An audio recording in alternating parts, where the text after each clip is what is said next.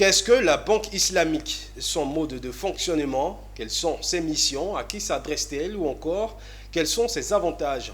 Autant de questions qui ont trouvé réponse lors d'une conférence de presse. Plus d'informations sur cette finance aux méthodes différentes de la banque conventionnelle, cependant accessibles. Dans tout juste 4 mois, cela fera 6 ans jour pour jour que Coris Banque Internationale Côte d'Ivoire a ouvert une fenêtre islamique à travers sa branche Coris Banque Baraka. 6 ans de présence avec un total de 3000 comptes ouverts. Peut mieux faire selon les premiers responsables de la banque qui estiment que pour ce faire, il faut davantage d'informations sur la finance islamique, ses principes, ses produits et ses avantages. D'où cette conférence de presse qui se tient au sein même du siège de la banque à Treichville. Et selon les conférenciers, c'est une banque qui a des principes islamiques, certes, mais elle est ouverte à tous. Ce n'est pas une finance religieuse parce qu'elle s'adresse à tout le monde. Elle ne peut pas refuser la personne en fonction de sa religion. Donc la personne qui se présente à elle, elle ne va pas lui demander avant tout quelle est sa religion. C'est un client avant tout national ou résident. C'est ça, on dit, elle n'est pas une finance religieuse. Les investissements dans lesquels la banque n'entre pas pour des raisons éthiques, ça c'est un choix. Ce choix-là peut ne pas être uniquement un choix religieux. Par exemple, le fait de ne pas financer les casinos, c'est à la fois interdit expressément par la finance islamique, mais en même temps, sur le plan utilité économique, c'est une activité nuisible à la société.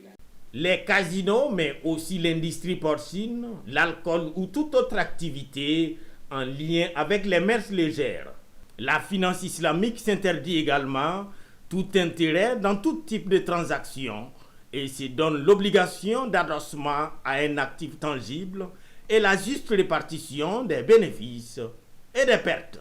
Du halal donc. Quel autre avantage en dehors de l'éthique halal de la finance islamique? Voilà ce que dit le conférencier. La qualité du service. Je me rappelle, à un moment donné, j'étais à la Banque islamique du développement à Jeddah. Il y avait un client non musulman qui travaillait avec les banques. La personne m'a confié elle-même, elle m'a dit, moi, quand je fais la murabha, puisque le taux est arrêté d'avance, et il n'y a pas des intérêts de retard, je peux tabler sur le plan comptabilité de manière aisée, parce que je sais à quoi m'en tenir.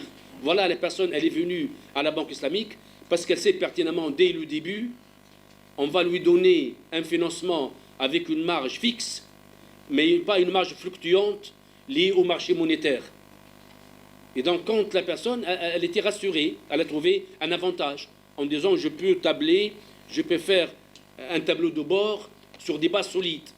Mais par contre, si elle était liée à un taux fluctuant, la personne peut tabler aujourd'hui sur une chose, à la sortie, elle trouve autre chose.